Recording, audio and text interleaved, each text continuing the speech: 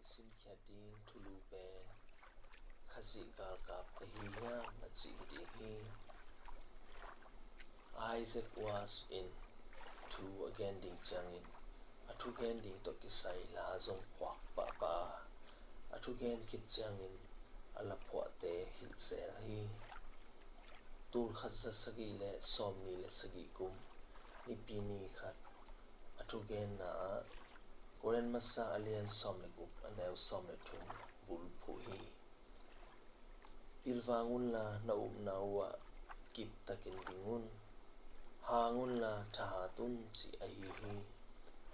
atu gen kom ma in apa ahi a alom agwal atu upi tam pi te in aup nau hangin bol sian na le thong kiat na te athuang nau hong ngai sun kom hi tua chang in ki khom khem pe te kianga up na to hang takin ding ni hang takin mai not ni up na hanga bol sian na athuak te to ding khom ni iup na hanga hong sim mo te maya hang takin ding ni chi in han thon zia hi atu gen akhum na in singlam te gal ka pahi hiya chi la hila tua la to atu gen khupi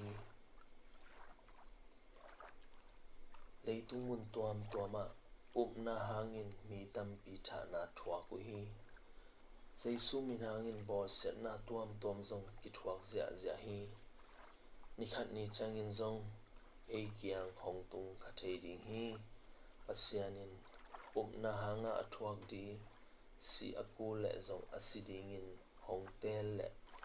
ei hun zong hong tung ding hi na pen annek na ding hong hinon lo dinga si na ding hong hi ta khading hi singlam te gal ka pahi hiam chia ikisit phat ma di thupi sa ing singlam te thuak pasien tu no gal ka philo ka hiam athu hang takin zui ngam lo zum ngai su ding ka hiam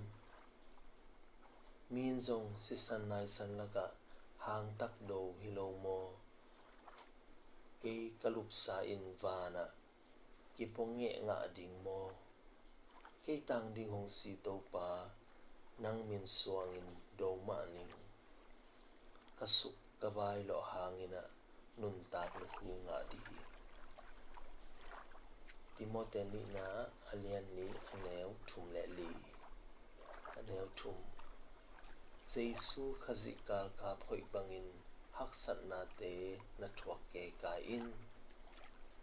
anew li gal kap asem mi pe ma in ama gal kap aswak sak pa alungdam sak na ding in